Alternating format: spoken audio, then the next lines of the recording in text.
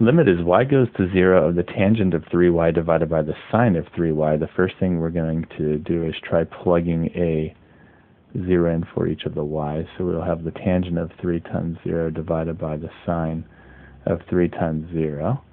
3 times 0 is a 0, so we'll have the tangent of 0 over the sine of 0. The tangent is sine over cosine. Tangent of 0 will be sine of 0 over cosine of 0.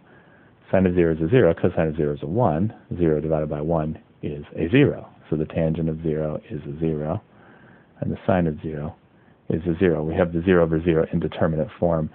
Since the tangent and the sine have matching phases, we may be able to just have a cancellation here.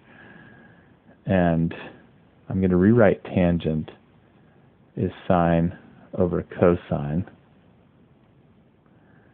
And then all this is over sine, which I'm going to put over a 1 because we have fractions within a fraction, and we're going to try reciprocating and multiplying.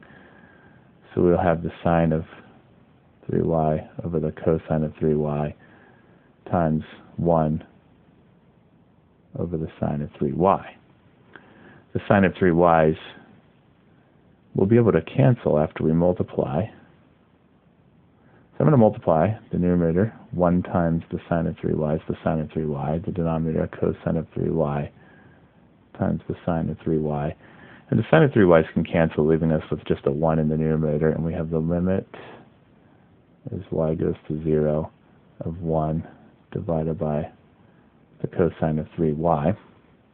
We can now plug a 0 in for the y's. We have 1 divided by the cosine of 3 times 0. 3 times 0 is a 0, so we have 1 over the cosine of 0, which is 1 over 1, or equals to 1.